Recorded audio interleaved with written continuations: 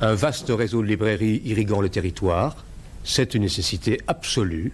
C'est une chance pour les auteurs, c'est une chance pour les lecteurs français de disposer, là où ils vivent, à quelques pas, si cela est possible, d'un libraire. Le 10 août 1981, alors que Jack Lang est ministre de la Culture sous la présidence de François Mitterrand, la loi relative au prix du livre est adoptée à l'Assemblée nationale. Mais en quoi consiste exactement cette loi, plus communément appelée loi Lang, et quelle est son importance vis-à-vis des librairies indépendantes et de leur développement face à la concurrence des grandes enseignes culturelles ?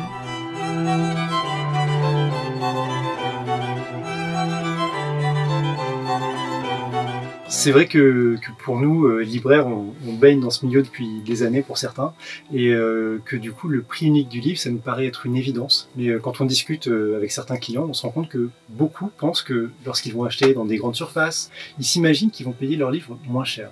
Alors qu'en fait, ce n'est absolument pas vrai, et ce depuis une loi qui a été créée donc en 1981, la loi Jack Lang, qui a institué un prix unique du livre.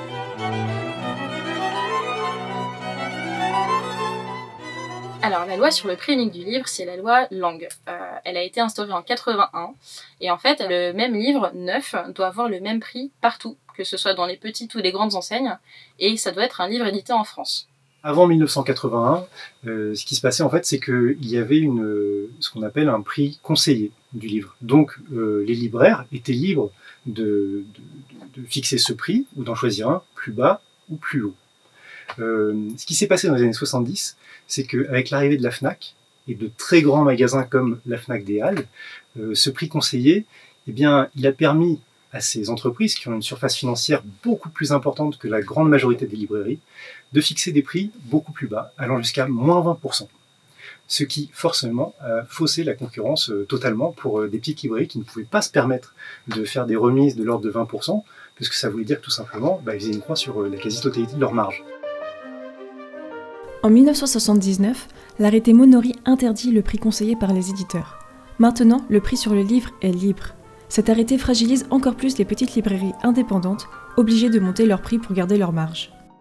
Moi-même qui ai plus de 40 ans de métier, je pensais que probablement à la fin de l'année, je quitterais ce métier parce qu'il est impossible de vivre avec la remise qui nous reste. Si nous faisons 20% aux clients, nous sommes conduits à une mort lente. Les stocks coûtent très cher et il y a des livres qui sont vendus une fois par an, mais c'est peut-être aussi notre honneur de les avoir en magasin. Je pense que cette loi a eu le gros avantage en fait de contribuer à maintenir un maillage de petites librairies dans toute la France.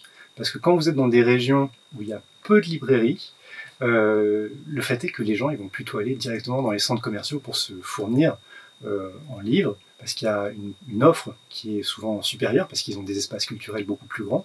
Donc cette loi, elle a permis quand même, je dirais, aux petites librairies d'au moins être compétitives en termes de prix. Et ça, c'est essentiel. Après, tout un chacun peut, pourquoi pas, s'il ne trouve pas la référence de ses rêves dans la librairie, il peut le commander et puis l'avoir dans la semaine qui suit. Donc je pense que grâce à ça, on échappe aux espèces de déserts de librairies qui peuvent exister dans certains pays où cette loi n'existe pas. Sur Ginette Colata. Alors on va regarder ça. Ginette Colata, de Aurore Donte. Alors oui, parce qu'il y a plusieurs références. En BD, c'est la seule, je ne l'ai pas en stock. D'accord. Mais si vous voulez, je peux vous la commander. C'est assez facile à avoir. Alors là, avec le jour férié, ça décale un peu. On l'aurait en début de semaine, je pense, au maximum. C'est déjà pour vous? Oui. Alors, à quel nom alors? Est-ce que le prix unique du livre existe aussi à l'étranger?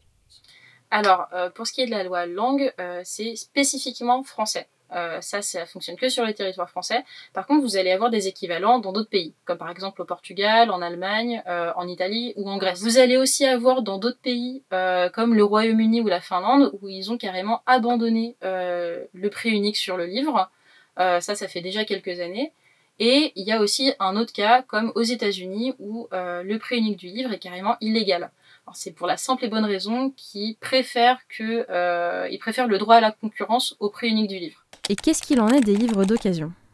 Eh bien, les livres d'occasion ne sont pas assujettis à la loi Lang, c'est-à-dire que chaque revendeur est libre de fixer le prix qu'il veut sur un livre d'occasion. Est-ce qu'il existe aussi des soldes pour les livres? Eh bien oui, malgré tout ça, il existe quand même des soldes pour les livres.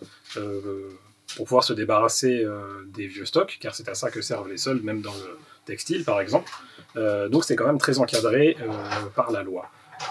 Pour nous, en librairie, il s'agit d'avoir un livre depuis au moins 6 mois et qui soit paru depuis au moins 2 ans pour que l'on puisse le solder. Généralement, les livres ont disparu des rayons bien avant ça. Ça peut arriver néanmoins qu'on ne puisse pas se débarrasser d'un livre, interdit de retour pour des raisons X ou Y, ou tout simplement épuisé depuis trop longtemps pour qu'on puisse le retourner. À ce moment-là, on peut solder des livres. À moins d'avoir de très gros volumes, c'est assez rare dans des petites librairies comme la nôtre. 14,23 €, service de fidélité en fait. Ah d'accord. Vous avez tous les 10 passages automatiquement. Ah d'accord. Voilà, c'est le 10e passage. Eh bien, très bien. Donc c'est 5% de tout ce que vous avez pris auparavant. Ça se cumule. Alors, ça fait donc 34,77 au lieu de 49,96 €. Les 5% de réduction, c'est la seule réduction que le libraire a le droit de faire à sa convenance. C'est 5% maximum, donc si on veut faire 3%, on a le droit.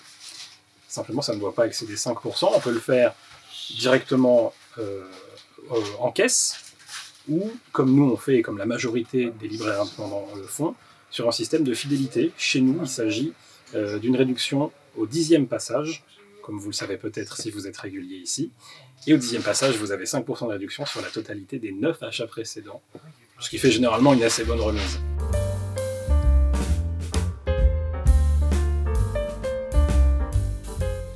Le Mortel Adèle, le tome 6, ça l'annonce. Le One Piece 57, il y en a 2.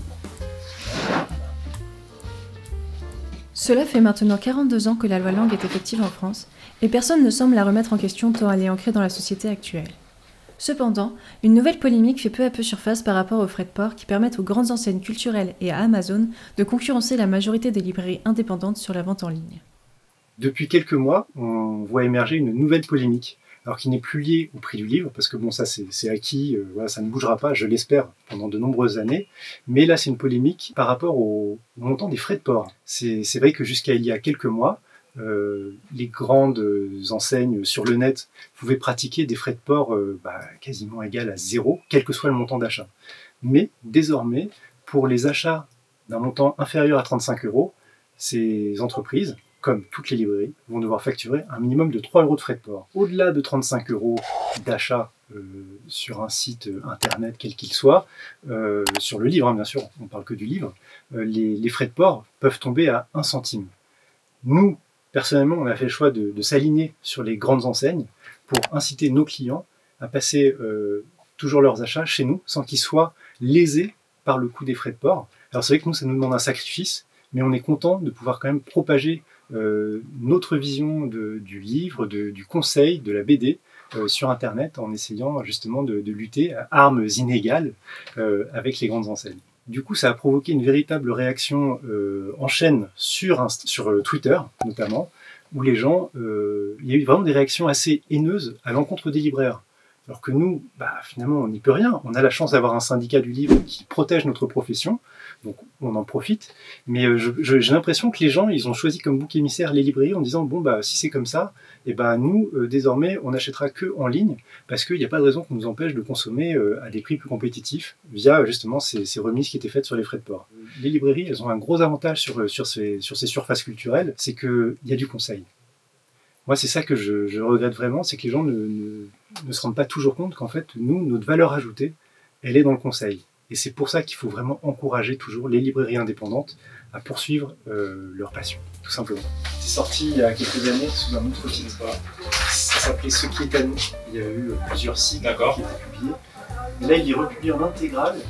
Moi, j'avais beaucoup aimé à l'époque. C'est vraiment dans l'esprit Il était une fois en Amérique, le parrain. Vous savez ce que c'était? Vous vous Oui, rappelez? le tome 41 de One Piece. On va voir. J'arrive. Merci. Maintenant, vous en savez un petit peu plus sur le monde du livre. On espère que ce vlog vous a plu. Et nous, on se dit à la prochaine fois. Salut!